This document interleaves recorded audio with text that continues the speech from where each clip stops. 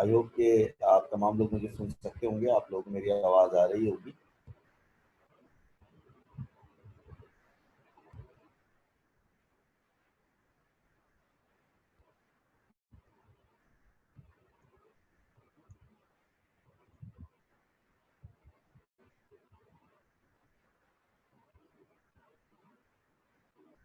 Alright, so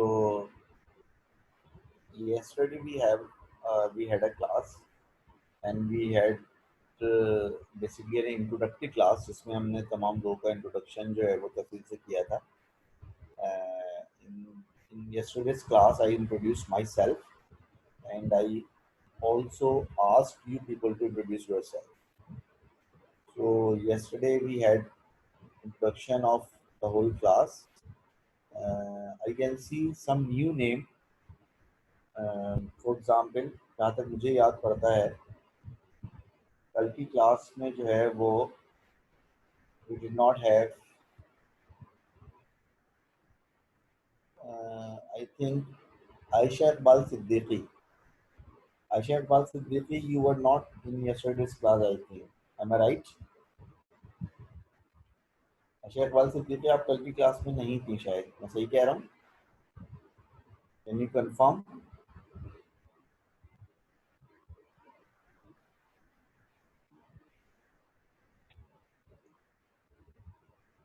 Okay, you were not present. So Aisha, can you unmute your mic and introduce yourself? Just and why did you choose science and what you want to do in your future? I want to highlight these four areas. Yes, Aisha, can you अस्सलाम unmute वालेकुम। your mic? Walaikum Assalam.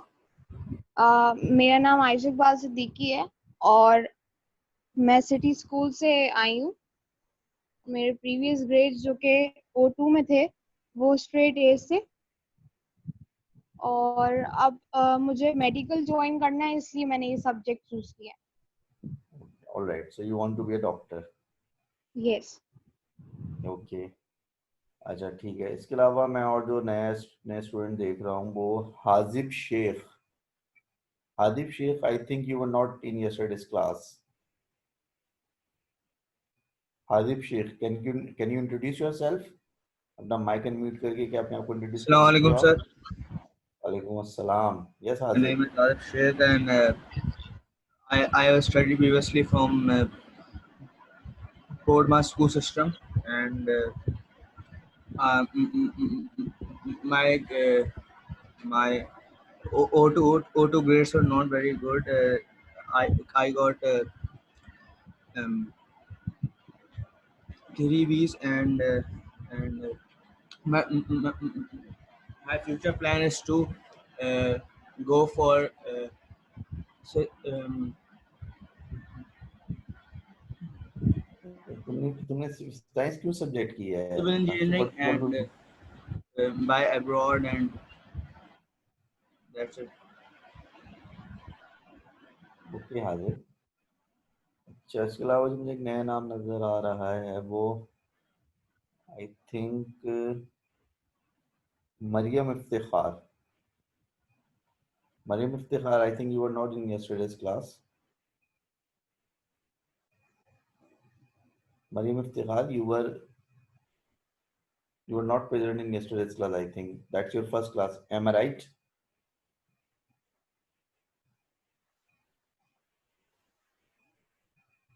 Okay, another name. Uh, Sayyid Zahad. Sayyid Zahad, I think you were present in yesterday's class. Sayyid Zahad, you were present in yesterday's class?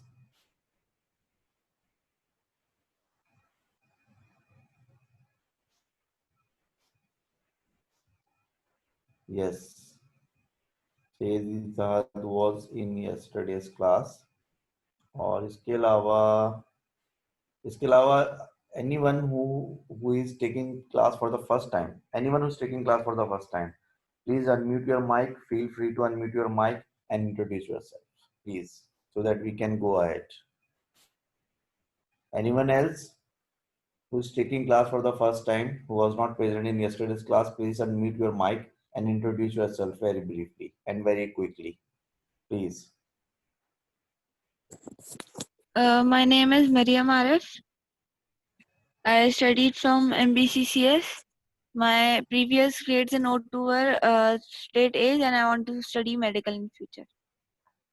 All right, Mariam Arif, you are Mariam Iftikhar as well, or Mariam Iftikhar is someone else? Mariam Iftikhar is someone else. Okay, Mariam Iftikhar is someone else. All right. बाकी I think बाकी सब लोग तो कल की class में थे. मोहम्मद अब्बास तुम भी थे कल की क्लास में.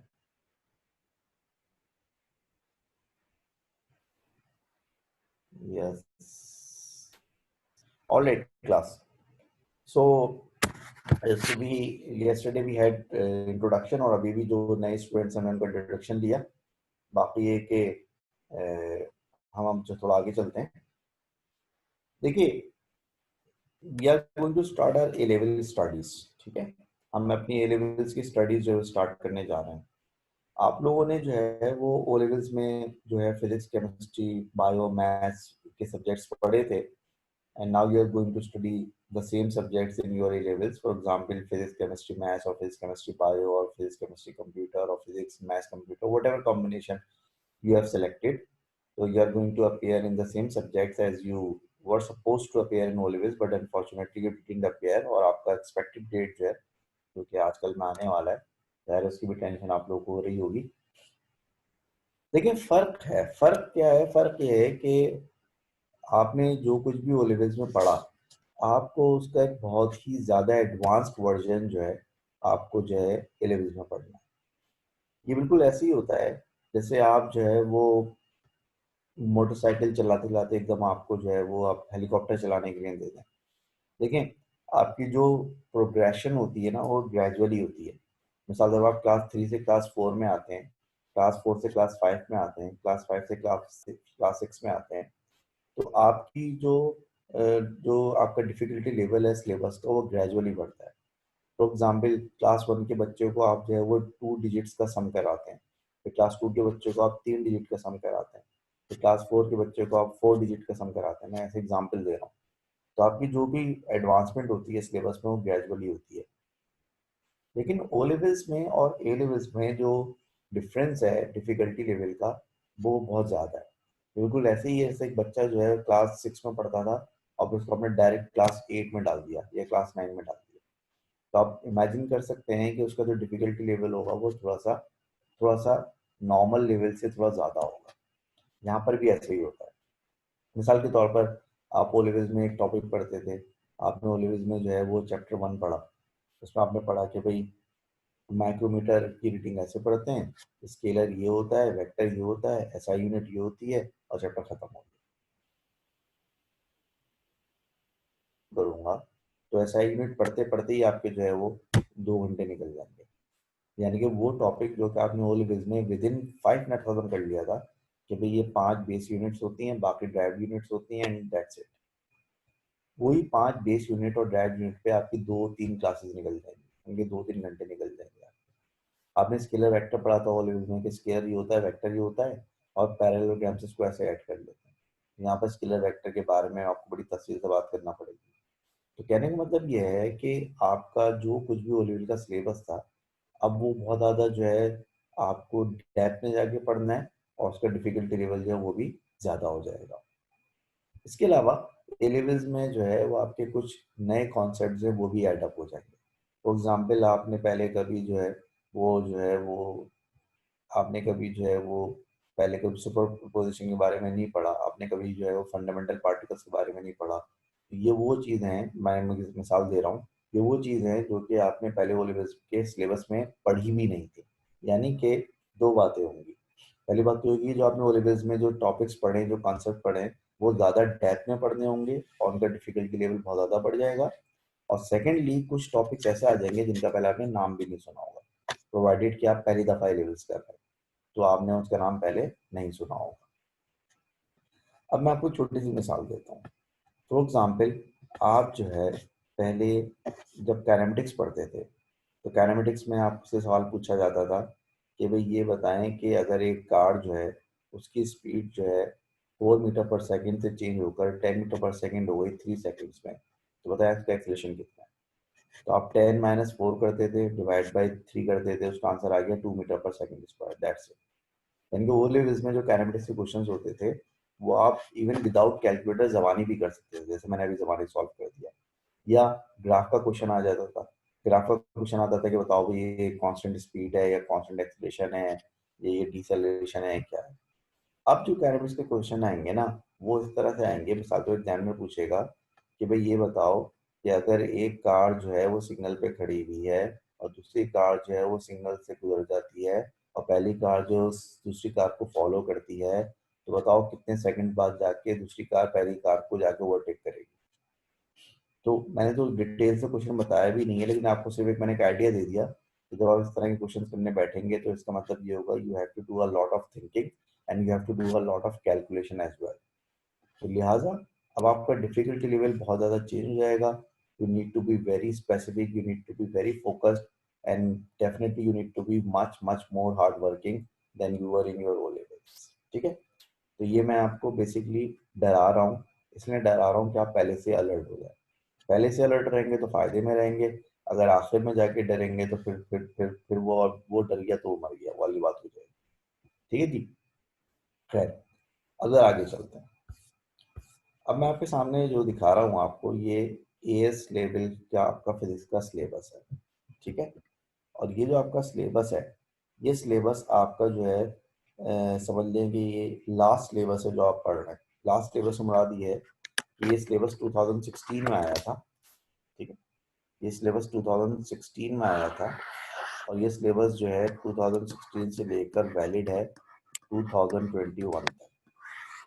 ठीक है, यानी कि 2021 जून में जो एग्जाम होगा वो इस सिलेबस का होगा and that would be, I think that would be the last exam, that would be the last exam of this syllabus, और उसके बाद ये सिलेबस चेंज हो जाएगा। ठीक है, तो आप जो है वो आप इस सिलेबस को पढ़ने वाला लास्ट बैच है, मोस्ट प्रोबेबली आप लोग इस सिलेबस को पढ़ने वाला लास्ट बैच है, I think if I am not wrong. और चूंकि ये सिलेबस 2021 तक के लिए था और आप लोगों को 2021 में एग्जाम देना है इंशाल्लाह ताला, उसका मतलब ये हुआ कि आपके बाद जो अगला बैच आएगा वो फिर नया सिलेबस पढ़ेगा। ये अगर आप में से किसी को दोबारा एएस पढ़ने की जरूरत पड़ती है अगले साल तो फिर वो नया सिलेबस पढ़ेगा। तो लिहाजा ये बात ध्यान में रखिएगा कि अगर आपने दोबारा एएस पढ़ा तो फिर आपको दोबारा से मेहनत करना पड़ेगी नए सिरे से, क्योंकि आपको नया सिलेबस पढ़ना पड़ेगा। अल्लाह ना करे आपके साथ ऐसा हो, but just for a possibility में बात कर रहा हूँ। तो बहरहाल मैं ये कह रहा था कि ये सिलेबस जो है 2016 में आया था और 2021 तक के लिए सिलेबस जो है ये वैलिड है। आप देख सकते हैं कि इस सिलेबस में लिखा हुआ है कि सिलेबस 2016-18, ये मतलब 2016-18 के लिए आया था लेकिन 21 तक के लिए एक्सटेंड हो गया। एएस लेवल पे इसका सिलेबस है और आपको यहाँ पर चीज लिखी हुई नजर आ रही है 9702। ये 9702 क्या चीज है? ये 9702 जो है आपका सब्जेक्ट कोड है। ये 9702 आपका सब्जेक्ट कोड है। जिस तरह आपका ओ लेवल फिजिक्स में सब्जेक्ट कोड होता था, अब आप में से मुझे कौन सा बच्चा जो है फॉरन क्विकली स्पीड में बताएगा कि ओ लेवल फिजिक्स का सब्जेक्ट कोड क्या था?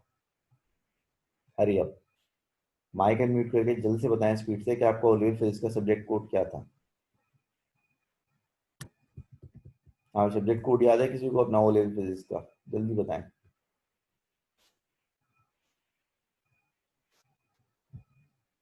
ऑल राइट, फेमिना ने मुझे मैसेज किया 5054, मुनीविली ने मैसेज किया 5072। नहीं भाई, इसका सब्जेक्ट कोड जो था 5054 था। ओ लेवल फिजिक्स का सब्जेक्ट कोड 5054 था। इसी तरह से आपका जो ए लेवल फिजिक्स का सब्जेक्ट कोड है वो 9702 है। यानी कि आपका जो कैम्ब्रिज का जो सिलेबस है उसमें आपका जो फिजिक्स का सिलेबस है उसका सब्जेक्ट कोड है 9702। अब देखें, आप तमाम लोग जो है वो अपेरेंटली तो पढ़े लिखे ही लग रहे हैं, तो लिहाजा आप चूंकि पढ़े लिखे हैं तो आप पढ़ सकते होंगे कि there are total 13 topics, 13 chapters in the syllabus of AS level physics. आपको लिखा हुआ नजर आ रहा है कि आपका जो पहला चैप्टर है उसका नाम है फिजिकल क्वांटिटीज, जो आपका दूसरा चैप्टर है वो है मेजरमेंट टेक्निक्स, तीसरा चैप्टर आपका है काइनेमेटिक्स, चौथा चैप्टर आपका है डायनामिक्स, पांचवा चैप्टर आपका है फोर्सेस, डेंसिटी एंड प्रेशर। छठा चैप्टर आपका है वर्क, एनर्जी एंड पावर का। सातवां चैप्टर आपका है डिफॉर्मेशन ऑफ सॉलिड्स का। आठवां चैप्टर आपका है वेव्स का। Ninth chapter is superposition. 10th is electric fields. 11 is current of electricity. 12 is DC circuits. And chapter number 13 is particle and nuclear physics. So you can see that we have total 13 chapters in the syllabus of AS level physics. क्या आप में से मुझे कोई बता सकता है कि ओ लेवल फिजिक्स के सब्जेक्ट में, ओ लेवल फिजिक्स के सिलेबस में टोटल ऑफिशियली कितने टॉपिक्स थे? हाँ भाई, कैन एनीवन टेल मी कि आपके ओ लेवल्स के फिजिक्स में टोटल कितने चैप्टर्स थे?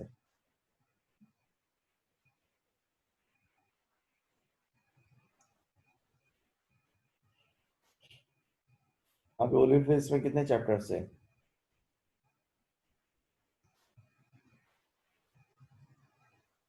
All right, at the Sham के मुताबिक 21 थे. Anyone else? How many chapters were there? How many official topics were there in O-level physics syllabus? आप लोग बताना पसंद करेगा? O-level physics के syllabus में टोटल कितने चैप्टर्स थे?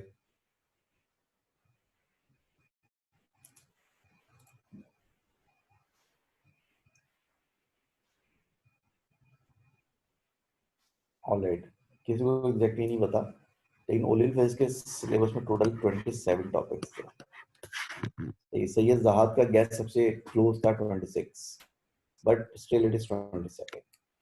तो ओ लेवल के सिलेबस में टोटल 27 टॉपिक्स थे ऑफिशियली. आप देख सकते हैं कि यहाँ पे कितने टॉपिक्स हैं. यहाँ पर जो है वो 13 टॉपिक्स हैं. तो देखने में तो लग रहा है कि जो एस लेवल का सिलेबस है वो ओ लेवल से आधा है, क्योंकि ओ लेवल में 27 टॉपिक्स हैं और यहाँ पे 13 टॉपिक्स हैं, यानी कि 27 का हाफ बनता है 13.5. इस हिसाब से देखा जाए तो एस का सिलेबस आपको लग रहा है कि ओ लेवल के सिलेबस का हाफ है, बट एक्चुअली ऐसा नहीं है. उसकी वजह ये है कि एस लेवल में इसका हर एक चैप्टर जो है वो लेवल्स के 2-3 चैप्टर्स के बराबर है. यानी कि एक्चुअली आपने अगर फर्स्ट करें कि ओ लेवल्स में 27 टॉपिक्स पढ़े थे, तो अगर आप ओ लेवल्स के 27 टॉपिक्स से कंपेयर करें तो एस लेवल के जो 30 टॉपिक्स हैं वो समझ लें ओ लेवल्स के तकरीबन 40 टॉपिक्स के बराबर है. यानी कि ओ लेवल्स के 27 टॉपिक्स में पढ़ने में आपको जितना टाइम लगा था और जितना आपकी एफर्ट लगी थी, एस लेवल के 13 चैप्टर्स को पढ़ने में उससे ज़्यादा टाइम लगेगा, उससे ज़्यादा एफर्ट लगेगी. अभी जो 13 चैप्टर्स हैं इनके बारे में थोड़ा सा हम देखते हैं कि इनके अंदर क्या क्या सब टॉपिक्स हमें जो वो डिस्कस करने हैं. देखिए, किसी भी चैप्टर्स में हमें बहुत सारी चीज़ें पढ़नी होंगी, लेकिन इसमें जो इम्पोर्टेंट चीज़ें जो है वो यहाँ पे मेंशन की. फॉर एग्जांपल, पहला चैप्टर जो फिजिकल क्वांटिटीज़ का है, इसमें आपको फिजिकल क्वांटिटीज़ के बारे में पढ़ना है, फिर आपको एसआई यूनिट्स के बारे में पढ़ना है, और फिर स्केलर वेक्टर्स के बारे में पढ़ना है. अब जब हम कहते हैं कि हमें फिजिकल क्वांटिटीज़ के बारे में पढ़ना है या एसआई यूनिट्स के बारे में पढ़ना है, तो ये कहने को तो बड़ा सिंपल है कि भाई एसआई यूनिट्स के बारे में पढ़ना है, लेकिन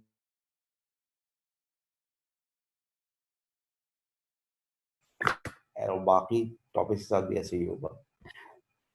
मेजरमेंट टेक्निक्स जो है, इसमें आप मेजरमेंट्स के बारे में पढ़ेंगे. मेजरमेंट्स के बारे में पढ़ने का क्या मतलब है?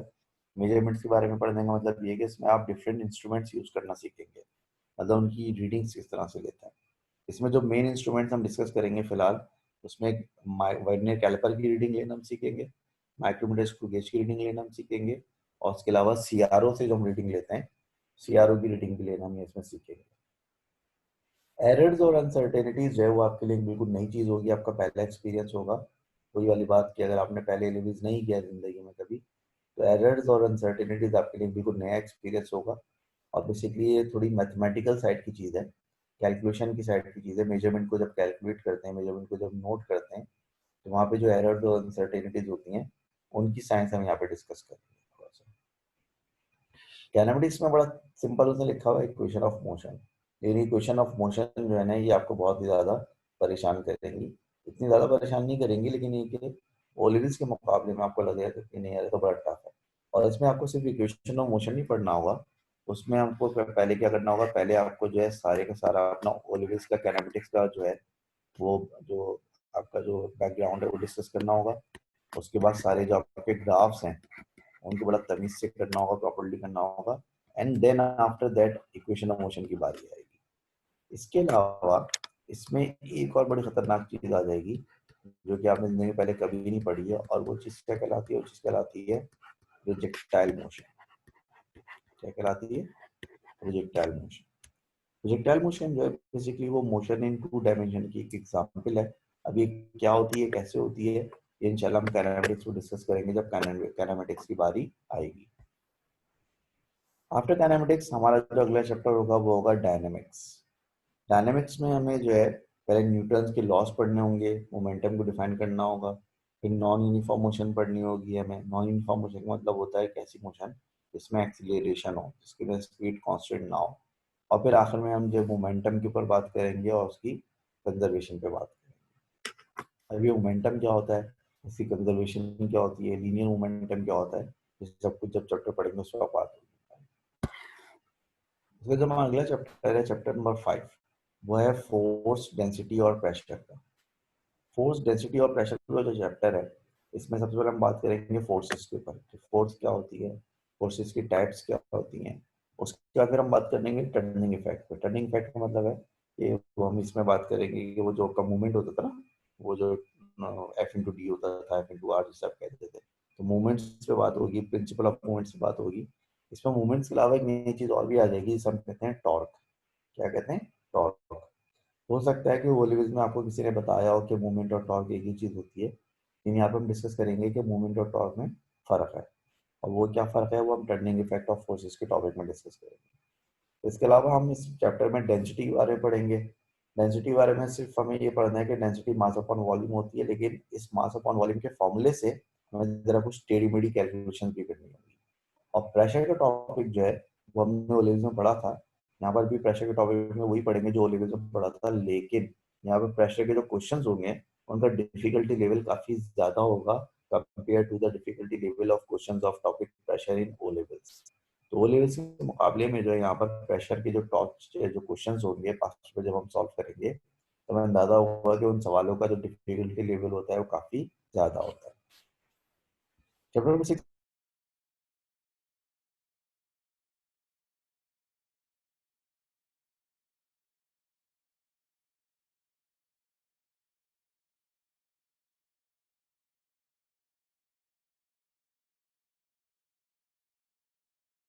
के बारे में पढ़ेंगे। एफिशिएंसी एक नई चीज है आपके लिए। Potential energy, kinetic energy, power, ये सब वही लेवल्स वाला है। अब देखिए वर्क एनर्जी पावर का जो मैक्सिमम कंटेंट कंटेंट है, जो उसका मैक्सिमम इसका मटेरियल है, वो है तो ओ लेवल्स वाला, लेकिन इसके जो क्वेश्चंस है ना वो ए लेवल्स वाले, यानी इसके क्वेश्चंस होंगे वो आपको काफी हद तक परेशान करेंगे। इसके क्वेश्चन आपको काफी परेशान करेंगे, बट इसी परेशानी से निकलना आपका टारगेट है इसके अंदर, ए लेवल्स के अंदर। उसके जो हमारा चैप्टर नंबर 7 है वो कहलाता है deformation of solids. Deformation solids जो है, आपने डिफॉर्मेशन थोड़ा बहुत पढ़ा है ओ लेवल्स में, लेकिन जो आपने ओ लेवल्स में थोड़ा बहुत डिफॉर्मेशन पढ़ा था ना, हम उसी को कंटिन्यू करेंगे। समझ लें आपने जो ओ लेवल्स में डिफॉर्मेशन पढ़ा था वो समझ लो क्या कहते हैं उसको अंग्रेजी में, वो टिप ऑफ आइसबर्ग था एक्चुअली। और जब आप उस आइसबर्ग को पकड़ के खींचना शुरू करेंगे पानी में से तो पता चलेगा कि उसका जो असल जो आइसबर्ग का जो असल जो साइज है वो तो पानी के अंदर है। तो बेसिकली आपने ओलिवस में जो डिफॉर्मेशन पढ़ा था वो सिर्फ टिप ऑफ आइसबर्ग था। अब असल जो डिफॉर्मेशन है तफसील से वो आप ए लेवल्स में पढ़ेंगे। इसमें आप स्ट्रेस स्ट्रेन पर और इलास्टिक और प्लास्टिक बिहेवियर पे बात करेंगे। अब ये स्ट्रेस स्ट्रेन क्या होती है, इलास्टिक और प्लास्टिक क्या होता है, ये सब चैप्टर जब पढ़ेंगे उस वक्त डिस्कस करेंगे। उसके बाद हमारा जो चैप्टर होगा वो वेव्स का चैप्टर होगा। वेव्स के चैप्टर में सबसे पहले तो आप वो तमाम टर्मिनोलॉजीज और वो तमाम डेफिनेशंस पढ़ेंगे जो आपने ओ लेवल्स में पढ़ी थी, और उसके बाद फिर आप नई टर्मिनोलॉजीज पढ़ेंगे। मिसाल के तौर पे सबसे पहली टर्मिनोलॉजी आपको लिखी हुई नजर आ रही है, यही आपको कुछ थोड़ी सी अजीब सी लग रही होगी, प्रोग्रेसिव वेव। तो प्रोग्रेसिव वेव क्या होती है ये अभी हम पढ़ेंगे, हमने ओ लेवल्स में ये चीज डिस्कस नहीं की होगी आप लोगों ने। हाँ, आपने ट्रांसफर्स एंड लॉन्गिट्यूडनल वेव बारे डिस्कस की होगी ओ लेवल्स में। इसके अलावा फ्रीक्वेंसी, वेवलेंथ, इलेक्ट्रोमैग्नेटिक स्पेक्ट्रम, ये सब आपने ओ लेवल्स में पढ़ा हुआ है। डॉपलर इफेक्ट आपके लिए एक नई चीज है। डॉपलर इफेक्ट जो सिलेबस में अभी नया ऐड किया गया है, मतलब 2016 में ऐड किया गया था। तो डॉपलर इफेक्ट जो है वो आपने पहले कभी नहीं पढ़ा होगा, अगर आपने लेवल्स पहले नहीं किया है। डॉपलर इफेक्ट के बारे में हम बात करेंगे, बड़ा इंटरेस्टिंग है डॉपलर इफेक्ट और बड़ा इंपॉर्टेंट है। इसकी बहुत ज़्यादा जो है वो डेली लाइफ में एप्लीकेशन भी है इसकी। तो बॉटम लाइन ये है कि वेव का जो चैप्टर है इसमें आपको ओ लेवल्स का जो आपका वेव का चैप्टर था general properties of waves chapter number 13, और जो आपका चैप्टर नंबर 15 था इलेक्ट्रोमैग्नेटिक स्पेक्ट्रम, और आपका साउंड के बारे में थोड़ा बहुत पढ़ेंगे। तो ये 3 चैप्टर आपके मिलकर जो है ए लेवल्स का चैप्टर नंबर 8 बनता है वेव्स का। और उसके अलावा कुछ इसमें नई टर्मिनोलॉजी, जैसे डॉपलर इफेक्ट के बारे में मैंने बताया, प्रोग्रेसिव वेव के बारे में बताया, कि आपकी नई टर्मिनोलॉजी है।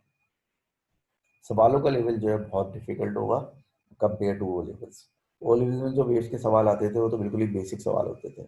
अब जो वेव्स के सवाल होंगे वो थोड़े से लॉजिकल होंगे, थोड़े से उसमें कैलकुलेशन ज़्यादा होगा। सुपरपोजिशन जो है वो बिल्कुल एक नया टॉपिक है आपके लिए। अगर फर्ज करें कि आप में से कोई अगर जो है वो अगर फिजिक्स के किसी भी टॉपिक की स्ट्रेस लेगा, तो जो सबसे ज़्यादा चांस है वो इस बात का है कि वो इसी टॉपिक की स्ट्रेस लेगा, क्योंकि that is the most difficult topic as far as I think. हो सकता है कि आप लोगों का परसेप्शन डिफिकल्ट हो, आप लोगों को इतना डिफिकल्ट ना लगे, आपको कोई और टॉपिक डिफिकल्ट लगे, but majority of the student जो है वो इसको मोस्ट डिफिकल्ट टॉपिक कंसिडर करती है as level superposition. Super position में आपने जो चीज़ें आप लिखी हुई देखना है, ये आपने शायद पहले कभी नहीं देखी होंगी। हाँ, अलबत्ता अगर आप में से किसी ने आईजीसीई से ओ लेवल्स किया है, तो आईजीसीई से अगर किसी ने ओ लेवल्स किया है तो उसको जो है एक दो टर्मिनोलॉजीज जो है वो नोन लग रही होंगी, जैसे डिफ्रैक्शन लिखा हुआ है 9.2 या 9.4 पे डिफ्रैक्शन ग्रेटिंग लिखा हुआ है। तो वो लोग जिन्होंने आईजीसी से या डेक्सल से ओ लेवल्स किया है, तो उनको तो थोड़ा सा सिमिलैरिटी लग रही होगी, थोड़ी सी फेमिलियर लग रहा होगा डिफ्रैक्शन का लफ्ज। अदरवाइज सुपरपोजिशन में जो कुछ भी आप पढ़ेंगे वो बिल्कुल जो है आपके लिए नया होगा और वो आपने ओ लेवल्स में कभी नहीं पढ़ा होगा। सो स्टेशनरी वेव्स इसमें हम पढ़ेंगे, डिफ्रैक्शन इसमें हम पढ़ेंगे, इंटरफेरेंस इसमें हम पढ़ेंगे, टू सोर्स इंटरफेरेंस पढ़ेंगे, डिफ्रैक्शन ग्रेटिंग पढ़ेंगे। ये सब कुछ हमारे लिए नई चीजें हैं, और ये as far as the pure science, pure physics is considered, they are very important. उसका जो अगला टॉपिक हमारा होगा वो इलेक्ट्रिक फील्ड्स का होगा। इलेक्ट्रिक फील्ड जो है इसमें आप काफी सारी चीजें नहीं पढ़ेंगे, कुछ आप ओ लेवल्स की चीजें भी यहाँ पे पढ़ेंगे। ओ लेवल्स में आपने जो इलेक्ट्रोस्टैटिक्स का स्टैटिक इलेक्ट्रिसिटी का चैप्टर पढ़ा था, चैप्टर नंबर 18, तो ये उसका जो है कंटिन्यूएशन है। इलेक्ट्रिक चार्जेस के बारे में हम पढ़ेंगे, फिर इलेक्ट्रिक चार्जेस की जो फील्ड लाइन होती है उसके बारे में हम पढ़ेंगे, इलेक्ट्रिक फील्ड स्ट्रेंथ के बारे में पढ़ेंगे, कुछ कैलकुलेशन वगैरह करेंगे। तो बहरहाल ये मुझे लगता है कि ये आसान टॉपिक होगा आपके लिए, और मेरे ख्याल से ये पूरे सिलेबस का सबसे छोटा चैप्टर होगा आपका। इलेक्ट्रिक फील्ड का चैप्टर बहुत छोटा चैप्टर है और शायद सबसे आसान चैप्टर भी है, और ये हार्डली आपके 3 क्लासेस में खत्म हो जाएगा, नहीं 4 क्लासेस में खत्म हो जाएगा। उसके बाद आपका अगला चैप्टर है करंट ऑफ इलेक्ट्रिसिटी। ये करंट इलेक्ट्रिसिटी आपने ओ लेवल्स में पढ़ा था, तो ये बेसिकली उसी का कंटिन्यूएशन है। जैसे आपने ओ लेवल्स में स्टार्ट किया था कि करंट क्या होता है, ईएमएफ क्या होती है, पोटेंशियल डिफरेंस क्या होता है, रेजिस्टेंस क्या होती है, ओम्स लॉ क्या होता है, ओमिक कंडक्टर क्या होता है, नॉन ओमिक कंडक्टर क्या होता है, तो यही सब कुछ जो है आपको यहाँ पे भी पढ़ना है। अलबत्ता इसमें जो है ये होगा कि थोड़ा सा डिफिकल्टी लेवल जो बढ़ जाएगा,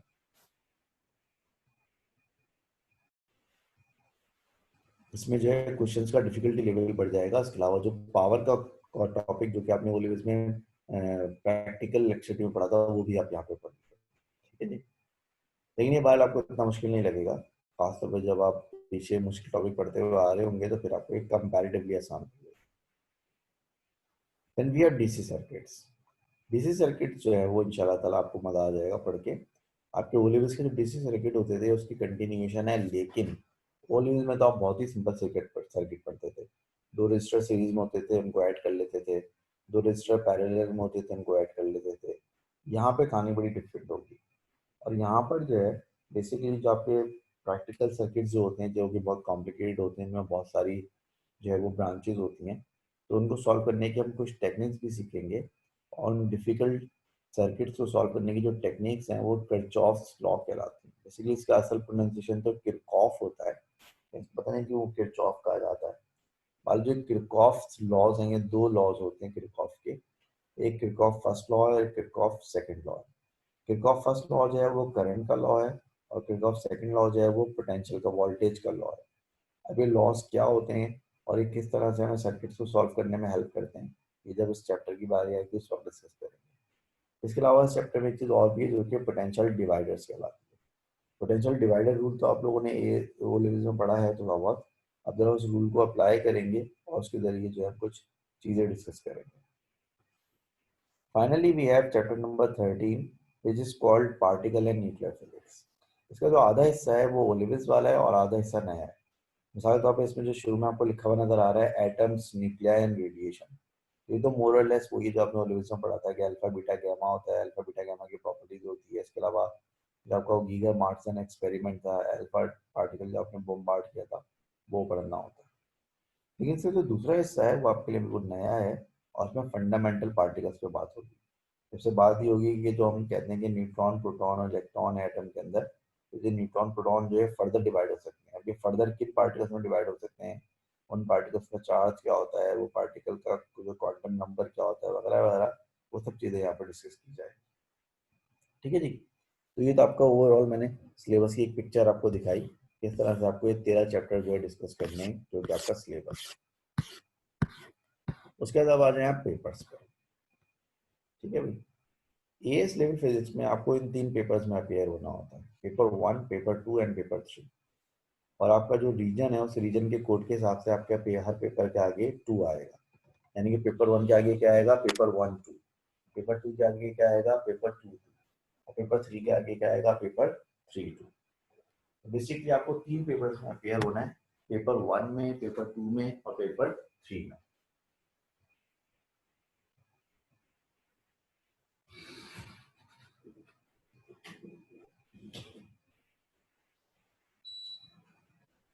ठीक है जनाब, आपको इन 3 पेपर्स में अपेयर होना है और इन तीनों पेपर्स की डिटेल आपको सामने लिखी हुई नजर आ रही होगी। आपको तीनों पेपर्स की डिटेल जो है लिखी हुई नजर आ रही होगी। पेपर 1 जो है वो आपका बिल्कुल ओ लेवल्स की तरह मल्टीपल चॉइस क्वेश्चन का पेपर है, यानी कि एमसीक्यूज का पेपर है, जो कि आप अनफॉर्चुनेटली ओ लेवल्स में तो अटेम्प्ट नहीं कर पाए थे, बट इंशाल्लाह ताला अल्लाह ताला ने चाहा तो आप एस लेवल में इसको अटेम्प्ट करेंगे। पेपर 1 जो है उसमें 40 एमसीक्यूज होते हैं, एग्जैक्टली जैसे कि आपके ओ लेवल्स में 40 एमसीक्यूज होते हैं पेपर में, यहाँ पे भी 40 एमसीक्यूज होंगे। उन 40 एमसीक्यूज को आपको सॉल्व करना होगा, कोई चॉइस नहीं होगी। और 40 एमसीक्यूज को सॉल्व करने के लिए आपको टाइम मिलेगा 1 आवर एंड 15 मिनट्स, यानी तकरीबन आपको 75 मिनट्स मिलेंगे इन 40 एमसीक्यूज को सॉल्व करने का। It means for each MCQ you will get less than 2 minutes. आपको within 2 minutes, less than 2 minutes आपको एक एमसीक्यू जो है वो ऑन एवरेज सॉल्व करना होगा। 40 मार्क्स का जो है ये आपका जो है पेपर होगा, 1 आवर एंड 50 मिनट्स की इसकी टाइमिंग होगी। उसके बाद आपका अगला पेपर होगा वो पेपर 2 होगा, जो कि आपके रीजन के कोड के हिसाब से पेपर 2 कहलाएगा।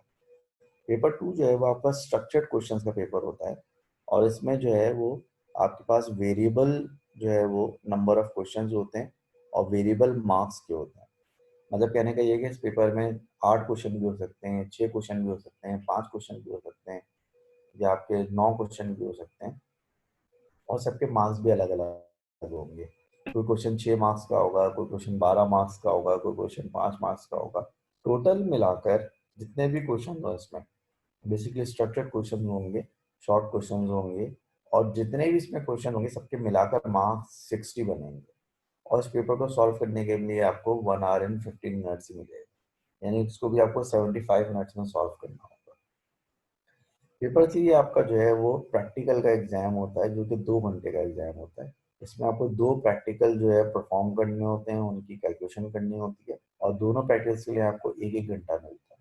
यानी कि ऐसा नहीं होता है कि आपने प्रैक्टिकल शुरू कर दी और दोनों प्रैक्टिकल आप एक साथ कर रहे हैं, नहीं। मिसाल तो अगर आपका प्रैक्टिकल एग्जाम 12 से लेकर 2 है, तो 12:01 तक आपको पहला प्रैक्टिकल करना होगा, और फिर 1 से लेकर 2 तक आपको दूसरा प्रैक्टिकल करना होगा। 40 मार्क्स का आपका जो है प्रैक्टिकल का एग्जाम होता है ये। ठीक है, आपको बाकी दोनों कॉलेज में वेटिंग लिखा हुआ नजर आ रहा है। वेटिंग का मतलब ये होता है कि जो आपका रिजल्ट बनता है, उस रिजल्ट में इस पेपर की कितनी जो है वो वेटेज होती है, उसका कितना कॉन्ट्रीब्यूशन होता है। मिसाल तो अगर आप सिर्फ एस लेवल की बात करें, तो एस लेवल का जो रिजल्ट होता है सिर्फ एस लेवल का, तो सिर्फ एस लेवल का रिजल्ट होता है, इसमें जो पेपर 1 है उसकी वेटेज 31% होती है, पेपर 2 की परसेंटेज जो है वो 46% होती है, और पेपर 3 की जो परसेंटेज होती है वो 23% होती है। यानी कि आपको जो सिर्फ एस लेवल का रिजल्ट बनेगा उसमें 31% जो इम्पोर्टेंस होगी पेपर 1 की होगी, 46% जो इम्पोर्टेंस होगी वो पेपर 2 की होगी, और 23% जो उसकी इम्पोर्टेंस होगी वो पेपर 3 की होगी। अगर आप पूरे लेवल्स की बात करें तो पूरे ए लेवल्स में यानी कि ए से टू दोनों मिलाकर, तो पूरे ए लेवल्स में मिलाकर पेपर 1 की वेटेज होती है 15.5%, पेपर 2 की वेटेज होती है 23% और पेपर 3 की वेटेज होती है 11.5%। अब आप में से जो समझदार लोग होंगे, जो कि दायरे तादाद में बहुत कम होंगे, तो आप में से जो समझदार लोग होंगे उन्होंने इस बात को नोट किया होगा कि ए लेवल्स की जो वेटेज आ रही है वो ए लेवल की वेटेज का एग्जैक्टली हाफ। तो इस बात को दोबारा से नोट करें कि आपके जो ए लेवल्स की जो वेटेज आ रही है पेपर की, वो आपकी एस लेवल की वेटेज का एग्जैक्टली हाफ है। यानी कि ए लेवल्स की पेपर 1 की जो वेटेज है वो 15.5 है, जो कि 31 का हाफ है। एस लेवल का पेपर 2 का जो वेटेज है वो 23% है, जो कि 46 का हाफ है।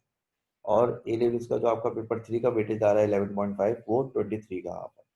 उसकी वजह ये है, उसकी वजह आपको बड़े आराम से पता चल जाएगी।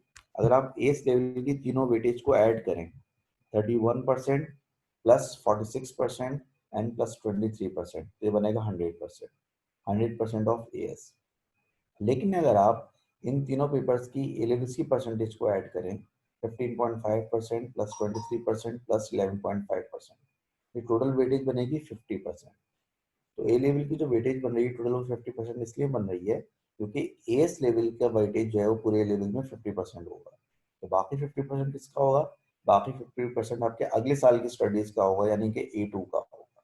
यानी कि आपका एस का जो वेटेज है वो आपके टोटल स्टडी का, टोटल ए लेवल्स का आपका जो है वो 50% होगा इसका, और बाकी 50% आपके दो पेपर्स का होगा, पेपर 4 एंड पेपर 5, जो कि आप A2 में देंगे। तो ए लेवल्स का जो रिजल्ट बनता है इसका मतलब है कि वो आधा डिपेंड करता है आपके एएस पे और बाकी आधा डिपेंड करता है आपके A2 पे। ठीक है। और एएस में वो किस पेपर का कितना जो है वो कंट्रीब्यूशन है वो मैंने आपको तफसील से एक्सप्लेन कर दिया। आई होप की बात समझ में आ गई होगी आपकी। अच्छा, कॉलेज में क्या होगा? कॉलेज में होगा ये पेपर 1 और पेपर 2 तो आप डायरेक्ट क्लास में पढ़ेंगे, जो कि मैं आपको पढ़ाऊंगा, और पेपर 3 जो है आप लैब में जो है वो दायरे करेंगे। तो लैब में आपके जो है वो दायरे आपको अलग लैब, जो लैब के टीचर्स होते हैं वो अलग होते हैं। ये अलग बात है कि सुपरविजन मैं करूंगा आपकी, यानी कि आपको प्रैक्टिकल वगैरह का जो भी काम है उसको मैं सुपरवाइज करता रहूंगा, लेकिन आपको लैब जो है वो लैब के जो लैब असिस्टेंट वगैरह होते हैं वो आपको प्रैक्टिस करवाएंगे। वहाँ पे लैब के टीचर भी अवेलेबल होंगे आपके, तो आपको प्रैक्टिकल परफॉर्म कराएंगे, कैलकुलेशन कराएंगे। बाकी के आपका होल सोल जो है वो रिस्पॉन्सिबल तो मैं ही हूँ रिजल्ट का। तो पेपर 1 और पेपर 2 तो मैं आपको क्लास में करवाऊंगा, बाकी आप प्रैक्टिस में क्या कर रहे हैं क्या नहीं कर रहे हैं, एग्जाम कब होगा कैसे होगा, वो भी इंशाल्लाह ताला मैं मॉनिटर करूंगा। उसके बाद कुछ और इम्पोर्टेंट चीज़ें, फॉर एग्जाम्पल ये सब चीज़ें सिलेबस में आपके मेंशन होती हैं। यहाँ पे लिखा हुआ है समरी ऑफ की क्वांटिटीज सिंबल्स एंड यूनिट्स। ये वो तमाम यूनिट्स हैं, क्वांटिटीज हैं, सिंबल्स हैं जो कि हम सिलेबस में यूज करेंगे, और ये सब जो है ए लेवल्स में, एस लेवल में भी यूज होंगी और A2 में भी यूज होंगी।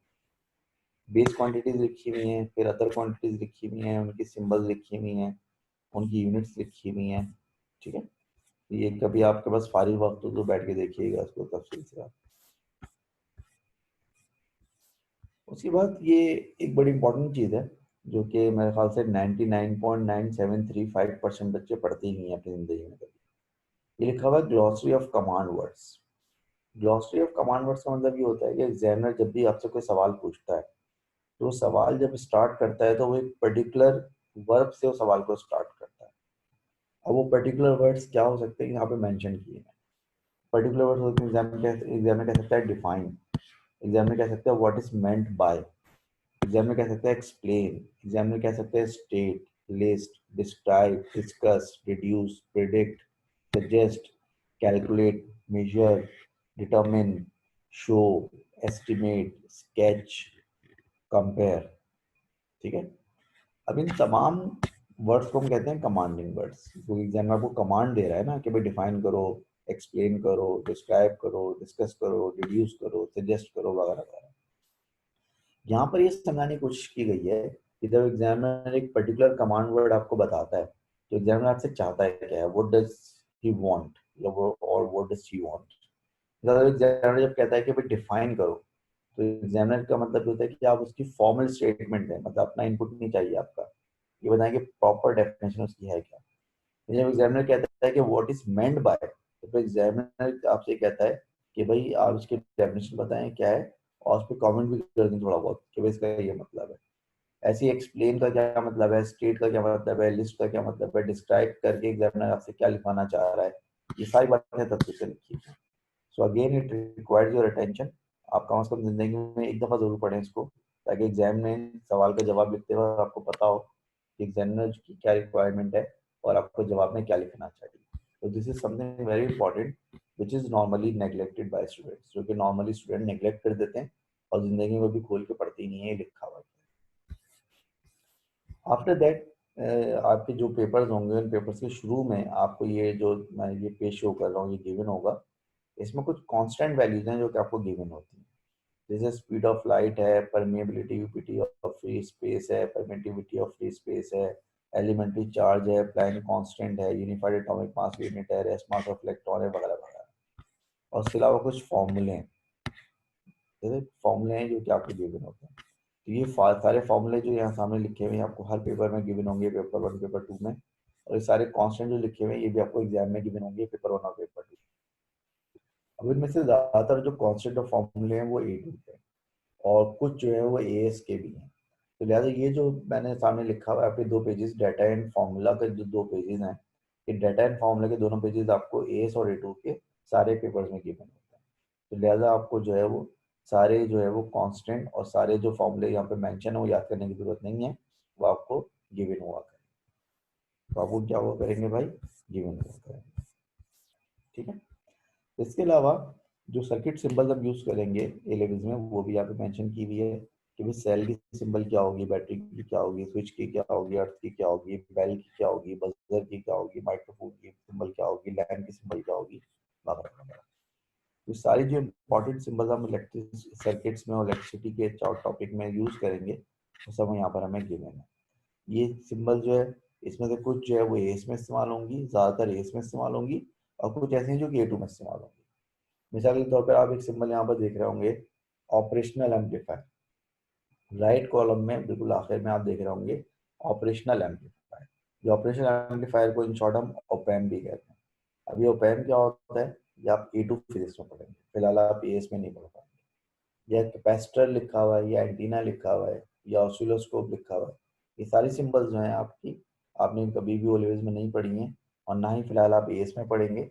बस ज़्यादातर ये सिंबल जो है आप कहाँ पे यूज़ करेंगे, A2 में यूज़ करेंगे। और बाकी जो सिंबल्स हैं पुरानी जो आपको फेमिलियर लग रही हैं सब AS में इस्तेमाल होंगी ऑलमोस्ट। ठीक है जी। तो ये आपका पूरा जो है सिलेबस हो गया, सिलेबस का इंट्रोडक्शन हो गया, सिलेबस की डिटेल हो गई, पेपर पैटर्न हो गया, और कुछ इंपॉर्टेंट चीज़ें जो कि आपको पता होनी चाहिए वो मैंने आपको बता दी। ठीक है जी। अब हम जो हमने जो है क्योंकि सिलेबस के ऊपर बात कर ली, इंट्रोडक्शन भी हमारा हो गया, तो इंशाल्लाह अब हम कोशिश करेंगे कि कुछ पढ़ाई शुरू करें, जो कि इंशाल्लाह फिर हम नेक्स्ट क्लास से स्टार्ट करेंगे। ठीक है। अभी भी मैं चाहता हूँ कि अगर anyone of you is still left to introduce from himself और हर सेल्फ, मैं चाहूँगा कि अभी भी वो अपने आप को इंट्रोड्यूस करा दे ताकि हम तमाम लोगों के बारे में जानें कि हमारी क्लास में कौन कौन बच्चे मौजूद हैं। मैं देख रहा हूँ एक नाम आ रहा है Atiq Asad. Atik Asad, I think that today is your first class. So if today is your first class, then please unmute your mic and introduce yourself. Atik Asad, if you can hear me. Atik Asad, if you can hear me, can you please unmute your mic and introduce yourself?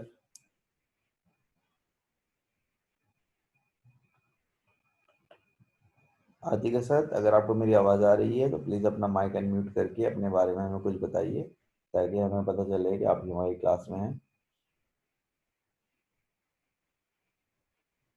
Already एक नाम में और देख रहा हूँ इकरा कामरान। इकरा कामरान बेटे आप कल की क्लास में थी, you were present in yesterday's class और today is your first class? If today is your first class, please introduce yourself. Iqra Kamran. Assalamualaikum, sir. Almost. I am from Dow Public School, Okay. and today is my first class. I Okay. have taken physics, maths, and computer science as my A-level subjects. Physics, maths, and computer. Iqra, what were your grades in your O2? In my O2, I had 3 A's. Straight A's. All right. Yeah. Good. Okay, Ikra. Best of luck. Then we have Mariam Iftikhar. Mariam Iftikhar. Assalamu alaikum, sir. My name is Assalam. Mariam. Yes. I'm from Veritas Schooling System. My subjects are bio, chemistry, and physics. Right. And what were your grades in your Islamiyat Pak Studies and Urdu paper? A, B, and C. All right, Mariam. Okay, Mariam. Welcome to class, and hope to see you in classroom very soon, inshallah taala, all of you.